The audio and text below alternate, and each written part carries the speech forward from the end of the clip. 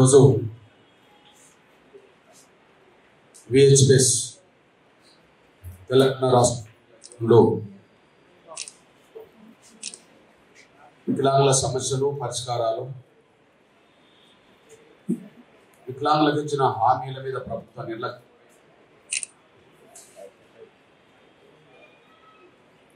అన్ని మన దివ్యాంగులలో మనకు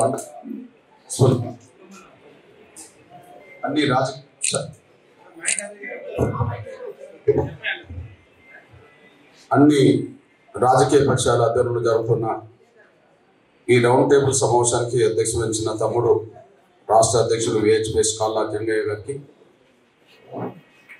విహెచ్పిఎస్ జాతీయ అధ్యక్షురాలు సుజాత, కోర్ కమిటీ చైర్మన్ సోదరులు గోపాల్, కో చైర్మన్ తమ్ముడు రాంబాబు, ఇక ఈ రౌండ్ టేబుల్ సమావేశానికి మొత్తం వికలాంగులందరి పక్షాన ఒక సంపూర్ణ అవగాహన కలిగిన, ప్రతి విషయంలో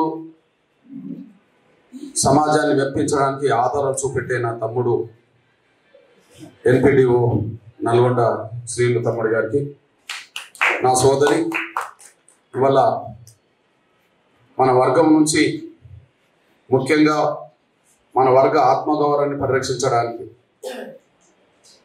మన వర్గ ఆత్మగౌరవాన్ని ఎవరు దెబ్బతీసినా వాళ్ళని ఎదుర్కోవడానికి మానసికంగా దృఢంగా సిద్ధపడి ముందుకు నడుస్తున్న మన వాళ్ళందరినీ, సమాజంలో ఉండబడే వాళ్ళందరినీ ఒక ఉన్నతాధికారులుగా తయారు చేయడానికి ఇవాళ ప్రధాన భూమిక పోషిస్తున్న నా సోదరి ఐఏఎస్ స్టడీ సర్టిఫికేట్ సంబంధించిన బాలలత గారికి, సోషల్ వర్కర్ పద్మప్రియ, నా తమ్ముడు TVSS మొన్న, నా సోదరుడు MRPS వర్గీకరణ పోరాటం నుంచి మొదలుకుంటే మన విహెచ్పిఎస్ ఉద్యమాల వరకు ప్రతి విషయంలో అండదండలు అందిస్తూ ముందుకు నడుస్తున్న నా సోదరులు CPIML న్యూ డెమోక్రసీ గోవర్ధన్ అన్న గారికి, కండరాల క్షీణత సంబంధించిన నా సోదరులు వెంకటరెడ్డి అండ్ శివ, అదే సమయంలో DSD ప్రసాద్, భువనేశ్వర్, TVS, చొక్కారావు నల్గొండ, రామచందర్, అదే సమయంలో ఇంకా జిల్లా నుంచి రాష్ట్రంలో ఉండబడే వివిధ సంఘాల నుంచి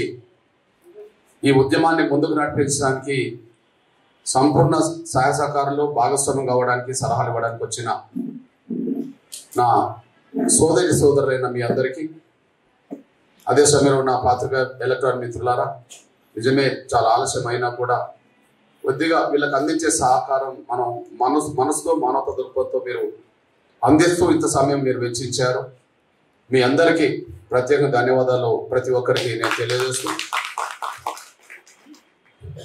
ఏ రాజకీయ పార్టీ నాయకుడు వాయిస్ను సమాజం దృష్టికి తీసుకెళ్ళకపోయినా పెద్ద నష్టం లేదు, కానీ ఏ సంఘం వాళ్ళ అభిప్రాయాలను రోజు సమాజం దృష్టికి తీసుకోపోయినా నష్టం లేదు, కానీ నా వికలాంగుల ఆత్మఘోష మాత్రం ప్రతిరోజు తీసుకెళ్లాల్సిన బాధ్యత మాత్రం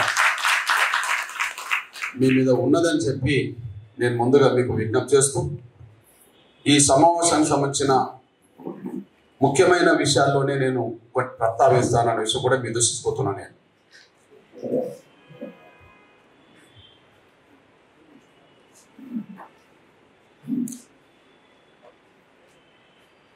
ఈరోజు గౌరవ తెలంగాణ ముఖ్యమంత్రి రేవంత్ రెడ్డి గారి పాలన ఈ రోజుకి సంవత్సరం. ఈ సంవత్సరం అయిన సందర్భంగా కాంగ్రెస్ శ్రేణులు, కాంగ్రెస్ ప్రభుత్వం ఈ సంవత్సరం కాలంలో ఏదో వాళ్ళు మొత్తం ప్రజలకు ఏదో మేలు చేసినట్టుగా వాళ్ళు సంబరాలు చేసుకుంటున్న విషయం మనం చూస్తూనే ఉన్నాం. అయితే అత్యంత బాధలు పడే వర్గమైన నా విహెచ్పిఎస్ వికలాంగులకు సంబంధించిన వర్గం, నా దివ్యాంగుల వర్గం ఇవాళ వాళ్ళ వేడుకల్లో భాగస్వాములు అయ్యే అవకాశం ఉన్నదా అంటే వాళ్ళ వేడుకల్లో పాల్గొనే అవకాశం లేదు, కానీ వాళ్ళ ఆవేదన చాటడానికే సిద్ధంగా ఉన్నారు అనడానికే ఈ సాక్ష్యం నుంచి కూడా మీరు మర్చిపోవాలి.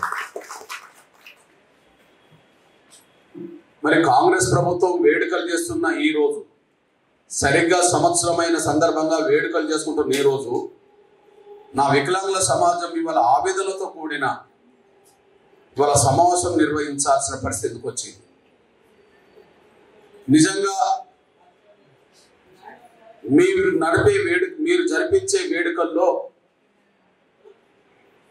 వికలాంగుల సమాజాన్ని పరిగణనలో తీసుకుంటే,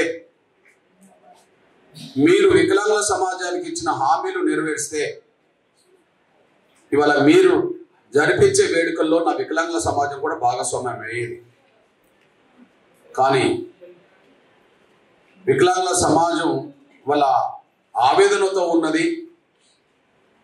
సంవత్సరమైనా ఇచ్చిన హామీ నెరవేరలేదు అని చెప్పి బాధతో ఉన్నది. అది గుర్తు చేయడం కోసం మాత్రమే ఈరోజు సమావేశం అయింది. అంటే దీన్ని బట్టి మీరు ఏ వర్గాన్ని విస్మరించిండ్రు అని అంటే, మీరు ఏ సమస్యలు విస్మరించిందంటే, అత్యంత దయనీయ జీవితాలు గడుపుతున్న నా వికలాంగుల సమస్యలని విస్మరించిండ్రని, వాళ్ళకి ఇచ్చిన హామీలని మీరు పట్టించుకోవట్లేదనే విషయం స్పష్టంగా రుజువు అవుతున్నది. అంటే ఒక మాటలు చెప్పాలంటే, మీరు సంవత్సర పాలన సందర్భంగా జరిపే వేడుకలకు నా వికలాంగుల సమాజానికి ఏం సంబంధం లేదు. మీరు పండుగలు చేసుకోవచ్చు కానీ ఇక్కడ ఆవేదనతో ఉన్నారనే విషయం మీ దృష్టికి తీసుకొస్తున్నా నేను. నిజమే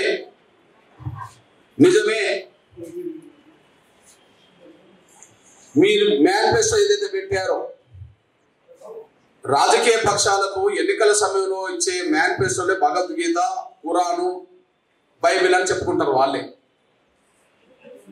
ఎన్నికల సమయంలో ఏ రాజకీయ పార్టీ మేనిఫెస్టో ప్రకటించినా వాళ్ళకు అదే ఒక భగవద్గీత అని, బైబిల్ అని, ఖురాన్ అని వాళ్ళు చెప్పుకుంటుంటారు. అంటే మీరు ఏదైతే ఎన్నికల మేనిఫెస్టో అనుకుంటుండ్రో అదే నిజంగా భగవద్గీత అవుతే, అదే బైబిల్ అయితే, అదే ఖురాన్ అవుతే దాని పట్ల మీకు గౌరవం ఉండాలి కదా, దాని అమలు పట్ల మీకు నిజాయితీ ఉండాలి కదా. అమలు పట్ల గౌరవం లేదు, మీకు నిజాయితీ లేదు అనే విషయం సంవత్సరం పాటు రుజువైంది కదా అనే విషయం మీ దృష్టికి తీసుకొస్తున్నాను నేను. దివ్యాంగుల సంక్షేమం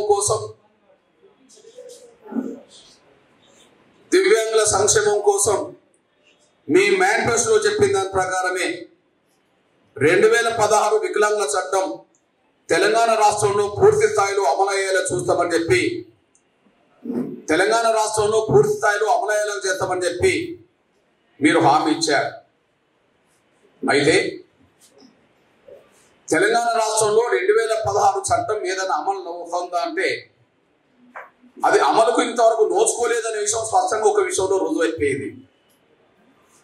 వాస్తవానికి దళితులు కులం పేరుతో ఏదైతే వివక్ష గురయ్యిందో,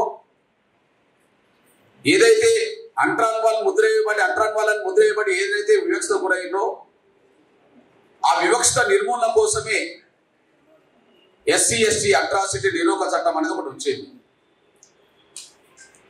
కుల వివక్ష తర్వాత ఈ సమాజంలో ఎక్కువ వివక్ష గురవుతున్నది ఎవరంటే నా వికలాంగుల వర్గమే వివక్ష గురవుతున్నది అనే విషయం అందరికీ తెలుసు. చిన్న చూపు గురవుతున్నది, అవమానాలు గురవుతున్నది, నిరాదరణ గురవుతున్నది, చాలా అణచివేత కూడా గురవుతున్నది. అంటే కుల వివక్ష తర్వాత మరో రకమైన వివక్షత ఇక్కడ ఎదుర్కొన్నది ఎవరన్నా ఉంటే ఈ దేశంలో, ఈ ప్రపంచంలో, ముఖ్యంగా మన దేశంలో ఇవాళ వివక్షత మన కోణంలోనే ఎదుర్కొంటున్న విషయం మనకు తెలుసు.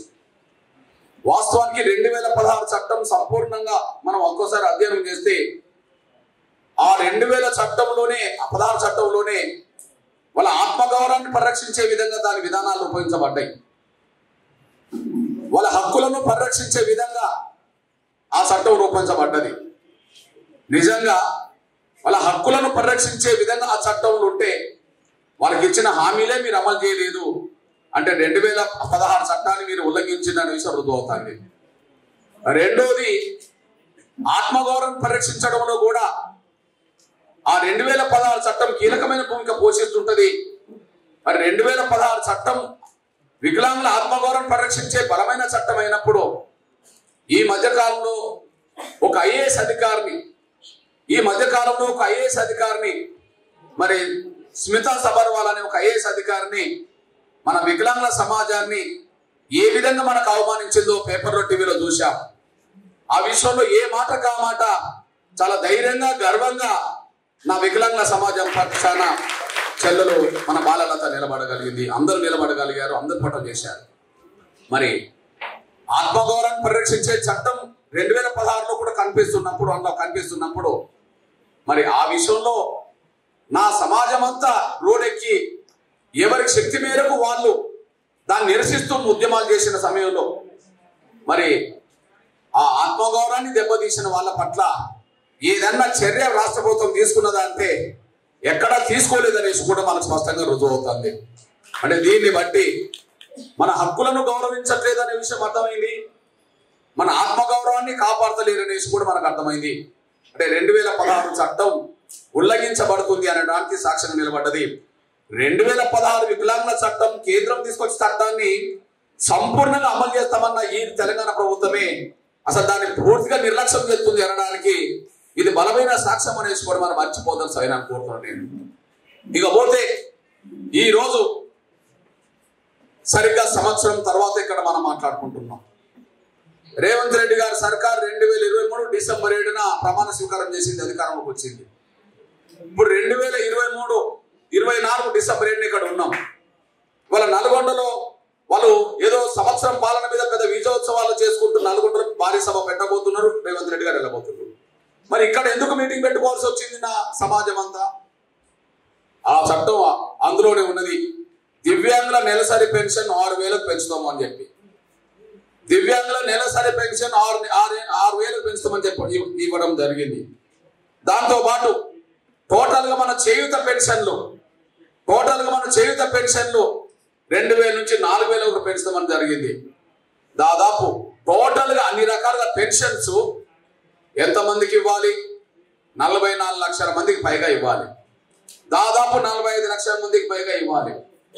45 లక్షల మందికి పెన్షన్ పెంచింది అమలు చేస్తే 44 లక్షల మందికి పైగా ఇవ్వాల్సిన పెన్షన్ ఇవాళ అమలు చేస్తే నెలకు పెన్షన్ ఇస్తున్న పెన్షన్ కలిపితే నెలకు 2,000 రూపాయల పెన్షన్, 2,000 కోట్ల రూపాయల పెన్షన్ ఇవ్వాల్సి వస్తుంది. ఇప్పటికే ఇస్తున్న పెన్షన్ 1,000 కోట్లు అనుకుంటే పెంచిన పెన్షన్ ఇవ్వాల్సిన పరిస్థితి ఉంటే ఇంకొక 1,000 కోట్లు అనుకుంటే అంటే ఇప్పటి వరకు నా వికలాంగుల పెన్షన్తో పాటు చేయుత పెన్షన్ అన్ని సంవత్సరం పాటు ఇవ్వకుండా ఎగ్గొట్టింది. సంవత్సరం పాటు ఎగ్గొట్టిన పెన్షన్ ఎంతంటే 12,000 కోట్లకు పైగా పెన్షన్ ఎగ్గొట్టిందని రుజువు అవుతారు. 12,000 కోట్లకు పైగా పెన్షన్ ఎగ్గొట్టిందనేసి కూడా మీ దృష్టికి తీసుకొస్తున్నాను. నేను అంటున్నా, రేవంత్ రెడ్డి గారి సర్కార్ 12,000 కోట్ల రూపాయల బకాయి పడ్డది చేయుత పెన్షన్దారులందరికీ. ఎందుకు వదలాలి? వాస్తవానికి ఇక్కడ ఈ రౌండ్ టేబుల్ సమావేశానికి శ్రీను తమ్ముడా అన్ని రాజకీయ పార్టీలను ఆహ్వానించా, అన్ని సంఘాలను ఆహ్వానించా. ఎందుకంటే ప్రతి రాజకీయ పార్టీ తమకంటూ ఒక అనుబంధ సంఘంగా కూడా వికలాంగుల సంఘాన్ని ఏర్పాటు చేసుకున్నది. ముఖ్యంగా 2007లో మన వికలాంగుల పోరాట సమితి వచ్చిన తర్వాత, ఒక బలమైన ఉద్యమం ఏర్పడ్డ తర్వాత వివిధ రాజకీయ పార్టీలు వికలాంగులందరినీ దగ్గర తీసుకోవడానికి ప్రత్యేక సంఘాలు ఏర్పాటు చేసే విషయం మీ అందరికీ తెలుసు. ఈ నేపథ్యంలో మీ అందరికి ఒక విజ్ఞప్తి చేస్తున్నాను నేను. ఇప్పుడు ఒక నెల జీతం ఎమ్మెల్యేలు, ఎంపీల, మంత్రుల, ముఖ్యమంత్రుల జీతం ఒక నెల తీసుకోలేదు అనుకోండి, అవి బకాయి ఉన్నట్టే కదా గవర్నమెంట్ దగ్గర. అదే సమయంలో ఉద్యోగస్తులకు సంబంధించిన ఒక నెల జీతం ఏదో కారణాల వల్ల ఇవ్వలేదు అనుకోండి, వాళ్ళకు కూడా బకాయిలు పడ్డట్టే కదా. అంటే ఒక నెల జీతం తీసుకోకపోతే వచ్చే నెల వచ్చేటప్పటికి దాన్ని వదులుకోరు కదా. మరి డిసెంబర్ 7వ తారీఖు నాడు అధికారంలోకి వచ్చిన ఈ తెలంగాణ రేవంత్ రెడ్డి గారి సర్కారు సంవత్సరం పాటు పెన్షన్ ఇవ్వకపోతే సంవత్సరం పాటు బకాయిలు పడ్డట్టే కదా. సంవత్సరం పాటు పెన్షన్ ఇవ్వకపోతే సంవత్సరం పాటు బకాయిలు పడ్డట్టే కదా. టోటల్ బకాయిల విలువ ఎంత? 12,000 కోట్లు కదా. టోటల్ బకాయిల విలువ ఎంత? దాదాపు 12,000 కోట్లు కదా. ఈ 12,000 కోట్ల రూపాయలు బకాయిలను రాజకీయ పక్షాల మద్దతుతో ఆ బకాయిలను కూడా తిరిగి వసూలు చేద్దామని చెప్పి అన్ని రాజకీయ పార్టీలు కూడా పిలిచారు. నేను మొన్న ఒక ప్రకటన చేశా. ఎక్కడ ప్రకటన చేశా? ఇందిరా పార్క్ లో ప్రకటన చేశా. రేపు డిసెంబర్ నుంచో జనవరి నుంచో పెరిగిన పెన్షన్ అమలు చేస్తామని అంటారేమో, లేదా ఈ డిసెంబర్లోనో జనవరిలోనో ఈ ఒత్తిడి పెరుగుతుంది కాబట్టి పెంచుతామన్న పెన్షన్ ఇస్తారేమో. కానీ ఇచ్చే పెన్షన్ ఒకవేళ డిసెంబర్ నుండి ఇచ్చినా ఆ నెలదే ఇస్తారేమో పెన్షన్, లేదు జనవరి నుండి ఇచ్చినా ఆ నెల నుండి పెన్షన్ ఇస్తారేమో. మరి ఎగ్గొట్టిన సంవత్సరం పాటు ఎంత, ఎగ్గొట్టిన విషయం ఎంత అన్నప్పుడు నేను ఒక విషయం చెప్పాను. పెరిగిన పెన్షన్ ఎప్పటి నుండి ఇస్తారనే సమస్య ఒకటవుతే, ఎగ్గొట్టిన ఈ బకాయిలు పడ్డ సంవత్సరం పెన్షన్ కూడా ఇవ్వాల్సిన అవసరం ఉన్నదని చెప్పి డిమాండ్ చేశా. అప్పుడు నేను ఒక మాట చెప్పేశా, రేపు నా వికలాంగుల సమస్యల మీద, నా చేయుత పెన్షన్దారుల సమస్యల మీద బలమైన ఉద్యమం నిర్మించే సమయంలో ఏ రాజకీయ పార్టీ అయితే ఈ ప్రభుత్వం ఏదైతే ఒక సంవత్సరం పాటు బకాయిలు పడ్డ పెన్షన్లు ఉన్నాయో, ఏ రాజకీయ పార్టీ అయితే అధికారంలోకి వస్తే మేము బకాయిలు పడ్డ పెన్షన్ ఇస్తామని చెప్పి ఏ పార్టీ అంటుందో ఆ పార్టీతోనే నేను చేతులు కలుపుతానని చెప్పడం జరిగింది. ఏ రాజకీయ పార్టీ అయితే బకాయిలతో సహా మేము మళ్ళీ పెన్షన్ ఇస్తామని చెప్పి ఎవరైతే అంటారో భవిష్యత్తు రోజుల్లో నేను వాళ్ళతోటే చేతులు కలుపుతాను కూడా చెప్పడం జరిగింది. అంటే నేను చెప్పదలుచుకుంటే, రేపు పెరిగిన పెన్షన్ ఈ నెల అమలు జరుగుతుందా రేపు అమలు జరుగుతుందా అనే విషయం తేల్చుకుందాం, రోడ్ ఎక్కుదాం. కానీ బకాయిలతో సహా వసూలు చేద్దాం, ముక్కుపిండి వసూలు చేసే రోజు కావాలనే తీసుకుంటున్నాం. బకాయిలతో వసూలు చేద్దాం, బకాయిలతో పాటు వసూలు చేద్దాం, ముక్కుపిండి వసూలు చేసే రోజు రావాలని మీ దృష్టికి తీసుకుంటున్నాను నేను. కాకపోతే దురదృష్టవశాత్తు ప్రతి రాజకీయ పార్టీకి వికలాంగుల సంఘాలు ఉన్నాయి. వికలాంగుల సంఘాల నాయకత్వంతో సంప్రదింపులు జరిగినాయి. ప్రతి రాజకీయ పార్టీ ప్రధాన నాయకులతో కూడా సంప్రదింపులు జరిగినాయి. నా తమ్ముడు మొదటి నుంచి శ్రీను వీళ్ళందరూ కలిసి ఎప్పుడు స్వతంత్ర భూమిక పోషించే కానీ ఎక్కువ ఉన్నారు కాబట్టి మీరు సమావేశాలు పాల్గొని విలువైన సూచనలు రేపు భాగస్వామ్యం వదలడానికి అవకాశం ఉన్నది. కానీ ఏ రాజకీయ పార్టీ ప్రధాన అనుబంధ సంఘం సంబంధించింది ఇక్కడ రాకపోవడం, ప్రధాన రాజకీయ పార్టీ నేతలను పిలిచినా కూడా వాళ్ళు రాకపోవడం చూస్తే నా వికలాంగుల సమాజం పట్ల రాజకీయ పార్టీల నిర్లక్ష్య వైఖరి ఏ స్థాయిలో ఉన్నదో మనకు స్పష్టంగా రుజువుతుందనేసి కూడా మనం మర్చిపోతాం సాయం అనుకుంటున్నాం. ఏ రకమైన ఎంత నిర్లక్ష్యం ఉన్నదో ఒకసారి గమనించాల్సిన విజ్ఞప్తి చేస్తాను నేను. కనీసం వాళ్ళు పెట్టుకున్న సంఘాల నాయకత్వాన్ని ఇక్కడికి పంపించలేకపోయారు. పోనీ ప్రధాన నాయకులతో మాట్లాడినా కూడా వాళ్ళు కూడా రాలేకపోయారు. దీన్ని బట్టి మన పట్ల ఎంత నిర్లక్ష్యం ఈ సమాజంలో కొనసాగుతున్నదో, ప్రభుత్వాలే కాదు వివిధ రాజకీయ పక్షాల వైఖరి కూడా ఎంత నిర్లక్ష్యంగా కనిపిస్తున్నదో మన కళ్ళ ముందు కనిపిస్తున్న సత్యం అనేసి కూడా మీ దృష్టికి తీసుకొస్తున్నాను నేను. అయినప్పటికీ నా సోదరి సోదరులారా ఖచ్చితంగా ఒకే విషయం మాత్రం మీ దృష్టికి నేను తీసుకొస్తున్నాను. నేను ఒక సమస్య మీద దృష్టి పెట్టిన తర్వాత ఆ సమస్య పరిష్కారం ఎంతకాలమైనా దాని మీదే నిలబడి పోరాటం చేసినప్పుడే అంతిమ విజయం సాధిస్తాం. ఒక సమస్య న్యాయమైనదని మనం గుర్తించినప్పుడు, ఆ న్యాయమైన సమస్య పరిష్కారం కోసం ప్రభుత్వాల ముందు మనం పెట్టినప్పుడు, ప్రభుత్వాలు దిగొచ్చి న్యాయం చేసేంత వరకు ఎక్కడ రాజీ లేని పోరాటం చేసినప్పుడు మాత్రమే అంతిమ విజయం సాధిస్తాం. ఆ కోణంలో మీ అందరికీ తెలుసు, ఎంఆర్పిఎస్ ఉద్యమం 94లో ఏర్పడ్డది వర్గీకరణ కోసం. ఎంఆర్పిఎస్ ఉద్యమం 94లో ఏర్పడ్డది వర్గీకరణ కోసం. ఇవాళ 2024లో ఉన్నాం. అంటే దాదాపు 3 దశాబ్దాల పాటు. అంటే ఆ సమస్య పరిష్కారం జరగాలని ఎంఆర్పిఎస్ కోరుతున్నప్పుడు, ఎంఆర్పిఎస్ చేసే డిమాండ్ న్యాయమైన డిమాండ్ అని సమాజం కూడా అంగీకరించినప్పుడు, ఇక ఆ సమస్య పరిష్కారం కోసం ఎన్ని అడ్డంకులు వచ్చినా ఖచ్చితంగా అది నిలబడి కొట్లాడి సాధించాలని చెప్పి ఆ పోరాటం 3 దశాబ్దాలు జరిగిన తర్వాతనే వర్గీకరణ జరిగిందనేసి కూడా మీరు మర్చిపోతారు సాయనం కోరుతుంది.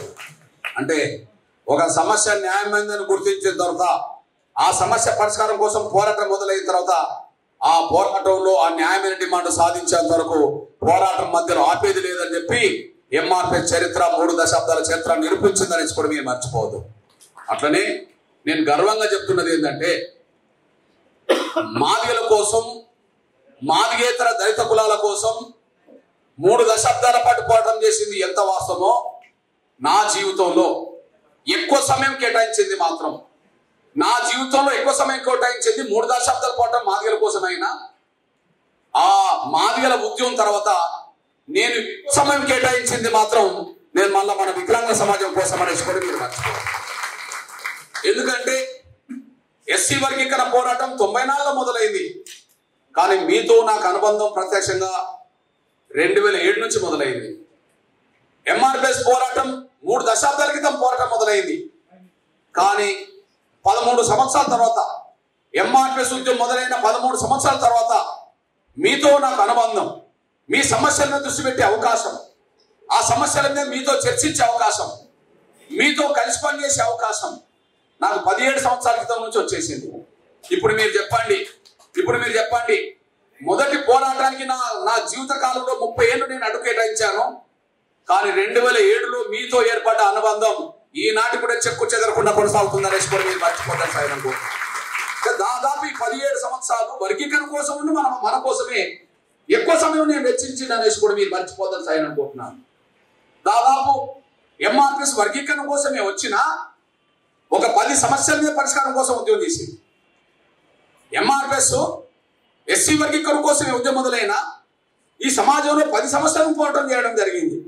అందులో వికలాంగుల సమాజం కోసం ఒకటి, ఎస్సీ ఎస్టీ ఉద్యోగస్తులకు ప్రమోషన్లు రిజర్వేషన్లు ఒకటి, ఆకలి కేకల యాత్ర చేసి పేద వర్గాలకు రేషన్ బియ్యం కోట పెరగాలని పోవటం ఒకటి, మహిళల మీద అత్యాచారాలు దాడులు జరిగినప్పుడు మహిళలకు ప్రత్యేక కోర్టులు ఏర్పాటు చేయాలనేది ఒకటి.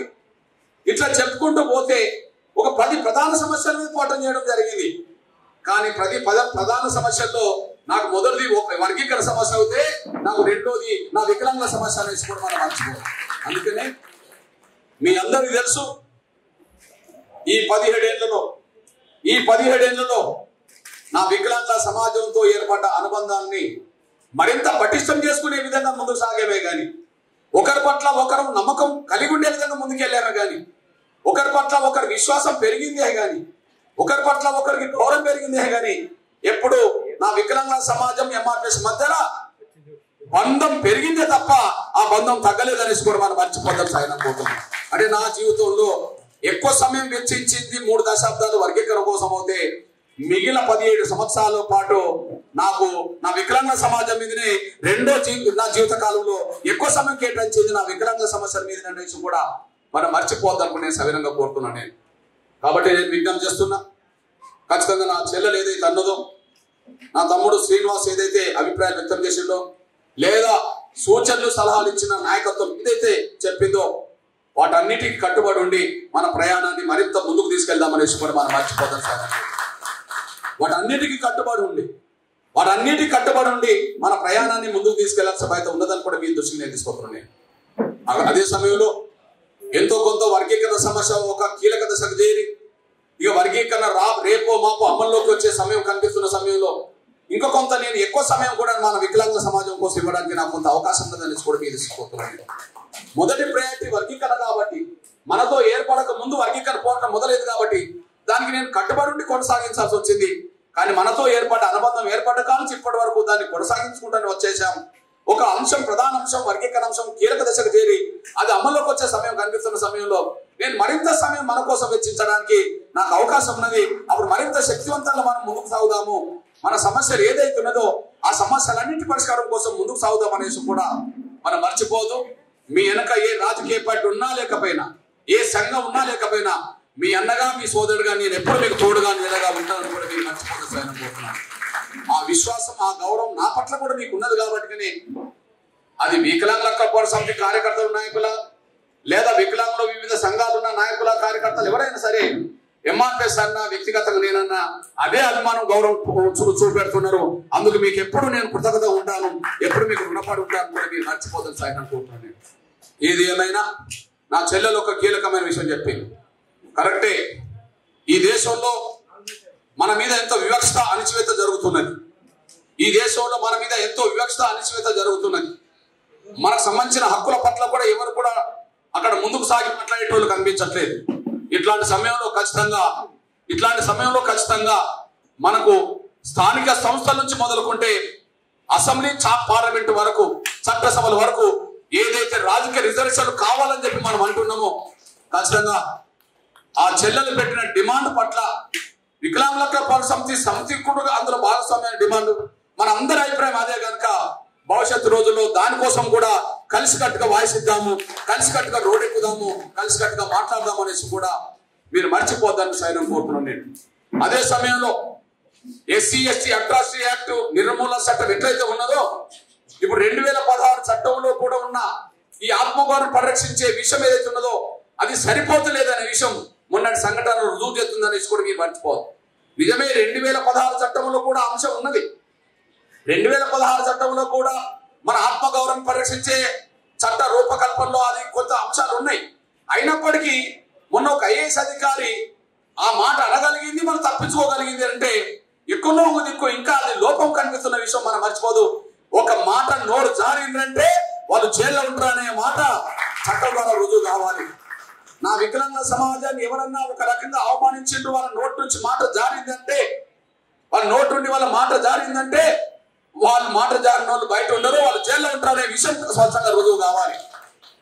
దాని గురించి పటిష్టమైన చట్ట రూపకల్పనలో కూడా మనం ముందుకు సాగుదామనేసి కూడా మీరు మర్చిపోతాను సార్ నేను కోరుతున్నాను. నేను అంటే చట్టసభలో రాజకీయ రిజర్వేషన్ల నుంచి మొదలుకుంటే మన అట్రాసిటీ నిర్మూలన చట్టాన్ని కూడా, మన అట్రాసిటీ నిర్మూలన చట్టం వైపు కూడా మనం ప్రధాన దృష్టి పెడదామనేసి కూడా మీరు మర్చిపోతాను సార్ నేను కోరుతున్నాను. నేను అట్లనే అన్ని రంగాల్లో అభివృద్ధిలో భాగస్వామ్యం, అన్ని రంగాల అభివృద్ధిలో భాగస్వామ్యం, అన్ని రంగాల అభివృద్ధిలో భాగస్వామ్యం కావాలంటే ఎస్సీ ఎస్టీలకు సప్లా నిధులు ఉన్నట్టుగానే, బీసీలకు సప్లా నిధులు తెస్తామని మాట్లాడుతున్నట్టుగానే, మైనార్టీలకు సప్లా నిధులు తెస్తామని మాట్లాడుతున్నట్టుగానే, వాళ్ళ అగ్రకులాల పేదలకు కూడా కొన్ని ప్రత్యేక కార్పొరేషన్ ఏర్పాటు చేసి వాళ్ళ అభివృద్ధి కోసం పాటుపడతాం అన్నట్టుగానే నా వికలాంగుల సమాజానికి కూడా జనాభా నిష్పత్తి పరంగా ఖచ్చితంగా సప్లాన్ చట్టాన్ని తీసుకురావాల్సిన అవసరం ఉన్నది. నా వికలాంగుల సమాజం పక్షాన కూడా సప్లాన్ చట్టం తీసుకొచ్చి దాన్ని ఖచ్చితంగా ఈ దేశంలో ఈ రాష్ట్రంలో నా వికలాంగుల సమాజం జనాభా ఎంతున్నదో ఆ జనాభాకు తగ్గట్టుగానే బడ్జెట్ లో కూడా ప్రత్యేక నిధులు కేటాయించాల్సిన అవసరం రాబోతుందని కూడా మీరు దృష్టికి తీసుకొస్తున్నాను. నేను నిజంగా మన వికలాంగుల సమాజం ఒక తాటి మీద నిలబడగలిగితే, వికలాంగుల సమాజం చుట్టే రాజకీయాలు తిరిగే రోజులు వస్తాయని కూడా మీరు మర్చిపోదాం సార్ అనుకుంటున్నాను. వికలాంగుల సమాజం ఒక తాటి మీద నిలబడగలిగితే, వికలాంగుల సమాజం చుట్టూ రాజకీయాలు తిరిగే రోజులు ఖచ్చితంగా వస్తుంటాయి. దానికి సాక్ష్యం మీరు తెలుసు. నిజంగానే ఒక వికలాంగుల సమాజం సంబంధించిన ఒక 20 లక్షల మంది మొత్తం ఉన్నారనుకుంటే, ఏ తల్లిదండ్రులైనా, ఏ అన్నదమ్ములైనా, ఏ అక్క చెల్లెళ్ళైనా నా తమ్ములు నా చెల్లెలు బాగుండాలనే కోరుకుంటారు. వాళ్ళు బాగుపడ్డ రోజు గౌరవపడుతుంటారు, వాళ్ళు ఇబ్బందులు పడ్డ రోజు బాధపడుతుంటారు. అట్లాంటి పరిస్థితుల్లో నా వికలాంగుల సమాజం కొన్ని డిమాండ్లు పెట్టి ముందుకు తీసుకెళ్లగలిగితే ఖచ్చితంగా ముందు ఎవరు అండగా ఉన్నా లేకపోయినా నా వికలాంగుల సమాజ కుటుంబ సభ్యులు మాత్రం ఖచ్చితంగా అండగా నిలబడతారు. వాళ్ళ గౌరవాన్ని కోరుకునేటోళ్ళే, వాళ్ళ గుర్తింపు కోరుకునేటోళ్ళే, వాళ్ళ అభివృద్ధిని కోరుకునేటోళ్ళే కుటుంబంలో ప్రధానంగా ఉంటారు. కాబట్టి సమాజంలో ఎంతమంది ఉండరో తర్వాత విషయం మాట్లాడుకుందాం. కానీ కుటుంబంలో మాత్రం ఖచ్చితంగా విలువనిచ్చి గౌరవించి అభివృద్ధిలోకి రావాలని కోరుకునే వాళ్ళు ఉంటారు. కనుక 20 లక్షలకు తోడు ఇంకో 40 లక్షలు వేసుకుని, ఇంకొక 80 లక్షలు ఇంట్లో నలుగురు వేసుకుంటే దాదాపు 1 కోటి మందిని ప్రభావితం చేసే శక్తి మన వికలాంగుల సమాజానికి ఉన్నది. రాబోయే రోజుల్లో ఆ దిశగా కూడా మనం అడుగులేయాల్సిన అవసరం కూడా మీరు మర్చిపోదని సాయం అనుకుంటున్నాం.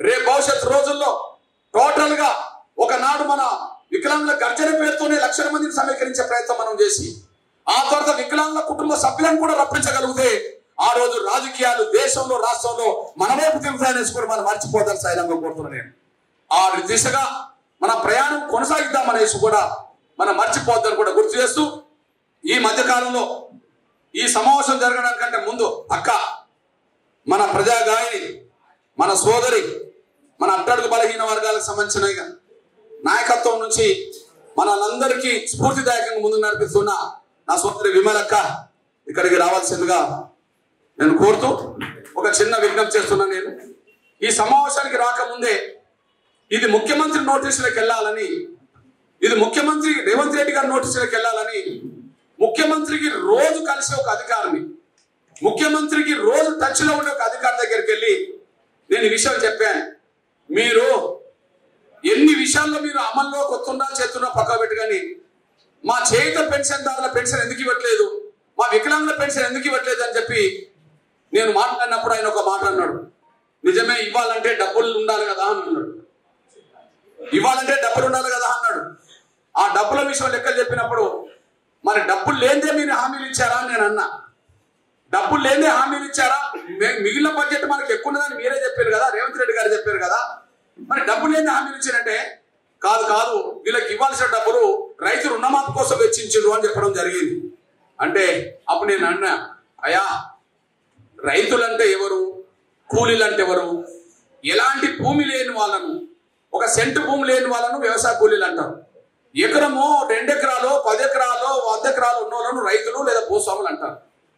మరి భూములు ఉన్నోళ్ళు అప్పులు చేస్తే అప్పులు తీర్చడానికి ఉండబడే ఈ ప్రభుత్వం మరి నా కాళ్ళు లేని, నా చేతులు లేని, కళ్ళు లేని, మాట్లాడడానికి కూడా మరి నోరు లేని నా వికలాంగుల డబ్బులు తీసేయడం మీకు ఎట్లా న్యాయం అవుతుందో చెప్పండి అని నేను అన్నా. అంటే ఎవరు డబ్బులు తీసి ఎవరికి ఇచ్చినట్టు? 12,000 కోట్ల రూపాయలు సంవత్సరంలో ఇవ్వాలి. ఇప్పుడు 12,000 కోట్ల రూపాయలు ఎవరికి ఇచ్చినట్టు? రైతు రుణమాఫీకి ఇచ్చినట్టే కదా. అంటే కాళ్ళు చేతులు లేని వాళ్ళ, కళ్ళు లేని వాళ్ళ, మాట రాని వాళ్ళ డబ్బులు తీసేసి భూములు ఉన్న వాళ్ళకి ఇవ్వడం అంటే ఇంతకంటే దుర్మార్గం ఇంకేముంటదని చెప్పి నేను అధికారికి చెప్పొచ్చాను. ఆ అధికారికి చెప్పొచ్చిన తర్వాత మళ్ళీ ముఖ్యమంత్రి చెప్పినట్టుగా వాళ్ళకు ప్రత్యేక సమావేశం ఏర్పాటు చేస్తామన్నట్టుగా ప్రకటన వచ్చింది. నేను చెప్పిన 3 రోజులకే. కానీ ఆ ప్రకటన కూడా మళ్ళీ కార్యరూపం దాల్చలేదని మీకు చెప్పాను. పలానా ఆయనతో మాట్లాడి వచ్చాను, ఆయన ముఖ్యమంత్రితో చెప్పినట్టున్నది, సమీక్ష చేద్దామని సమీక్ష కూడా తేదీ వచ్చినట్టుగా ఉన్నది, ఆ తేదీ రోజు మీరు అందరూ వెళ్ళండి అని చెప్పడం జరిగింది. కానీ సమీక్ష చేద్దామని పేపర్కి ఇచ్చిండు, కానీ ఆ తర్వాత దాన్ని మళ్ళీ అమలులోకి తీసుకురాలేదు అనే విషయం కూడా మీరు దృష్టి తీసుకొస్తున్నాను. అది ఏది ఏమైనా నా వికలాంగుల సమాజం పక్షాన పెన్షన్ పెంచుదల పోరాటంతో పాటు, బకాయిలు పడ్డ పెన్షన్లు ఇప్పించే పోరాటంతో పాటు, నా వికలాంగుల వివక్షత నిరోధక చట్టాన్ని తీసుకురావడంతో పాటు, నా వికలాంగుల సమాజాన్ని చట్టసభలోకి పంపే విధంగా జరిగే పోరాటంని ముందుకు నడిపించే విషయంలో, అన్ని వర్గాలతో సమానమైన గౌరవాన్ని పొందే విషయంలో, అన్ని వర్గాల అభివృద్ధిలో భాగస్వామ్య విధంగా వికలాంగులను భాగస్వామ్యం చేసే పోరాటంలో అన్ని రకాలుగా ముందుకు నడిపే విధంగా నా వంతు పాత్ర కూడా మీకు అండగా పోషిస్తారనేసి కూడా మర్చిపోద్దని సభలో కోరుకుంటూ, దీని మీద భవిష్యత్ కార్యాచరణ రూపొందించే సమయంలో చెల్లెలు మరి అమ్మాయి మన ఐఏఎస్ కోచింగ్ సంబంధించిన, మన బాలమణికి సంబంధించిన బాలలత ఇంట్లో కావచ్చు, లేదా తమ్ముడు శ్రీను నీ దగ్గర కావచ్చు, ఎవరన్నా ఒక ఇంట్లో ఒక 15-20 మంది టాప్ నాయకత్వం ఎవరైతే ఉన్నారో, 15-20 మంది టాప్ నాయకత్వం ఎవరైతే ఉన్నారో, ఆ టాప్ నాయకత్వం దగ్గర 2 రోజులకో 3 రోజులకో ఒక ప్రత్యేక సమావేశం ఏర్పాటు చేసుకొని కూలంకషంగా ఏ అంశాల మీద పోరాటం చేద్దాము, ఏ అంశాల మీద సమీకరణ చేద్దాము, ఏ అంశాల ముందుకు సాగుదాం అనే విషయంలో ఒక 2-3 రోజుల్లోనే చెల్లె దగ్గర కానీ, మీ దగ్గర కానీ, ఎవరి దగ్గర కానీ ఒక 15-20 మంది ప్రధానంగా కూర్చొని కార్యాచరణ రూపొంచుకొని రేవంత్ రెడ్డి సర్కార్ మీద యుద్ధాన్ని మొదలు పెడదామనేసి కూడా మర్చిపోద్దాం కోరుకుంటూ, అందులో మీ అన్నగా, మీ సోదరుడిగా నిరంతరం మీకు అండగా నిలబడమే కాకుండా ఈ పోరాటంలో నిరంతరం భాగస్వామ్యం కావడానికి, మీరు ఆత్మగౌరవంగా జీవించే రోజు తీసుకురావడానికి, మీరు సమాజంలో అన్ని వర్గాల హక్కులు ఎట్లయితే అనుభవించే ప్రయత్నం చేస్తుండో అదే హక్కులు మీరు అనుభవించే పోరాటాన్ని ముందుకు నడపడానికి, రాజ్యాధికారంలో భాగస్వామ్యం సాధించే పోరాటాన్ని కూడా నడిపించడానికి మీకు తోడుగా నీడగా మీతో భాగస్వామ్యం అవుతాననేసి కూడా మర్చిపోతాను సవిరంగా విజ్ఞప్తి చేస్తూ ముగిస్తున్నాను. జై వికలాంగ్, జై జై వికలాంగ్. ధన్యవాదాలు. అదే సమయంలో మన సోదరి విమలకు వచ్చింది. విమలకు కూడా ఇప్పుడు సందేశం ఇస్తారు. చెల్లేదో మళ్ళీ మాట్లాడుతుందంట. అన్నగారి కృష్ణ అన్నగారి ఆధ్వర్యంలో మేమందరం కూడా దివ్యాంగ గర్జన అని చెప్పి, నేను దానికి సంబంధించిన సపోర్ట్ మొత్తం నేను ఇస్తాను, మనం ప్రతి నెల ఒకసారి మన కార్యాచరణ తీసుకెళ్తూ రాజ్యాంగబద్ధంగా మనకి మహిళా రిజర్వేషన్లు ఉన్నాయి, ఎస్సీ ఎస్టీ రిజర్వేషన్లు ఉన్నాయి, మన తరపున మనకి రిజర్వేషన్స్ కోసం పోరాడుతూ, ఎందుకంటే మనం చిన్నగా పెన్షన్లు మాత్రమే కాదు, మన తరపున మనుషులు చట్టసభకు వెళ్లే విధంగా పోరాటం ముందుకు తీసుకెళ్దాం.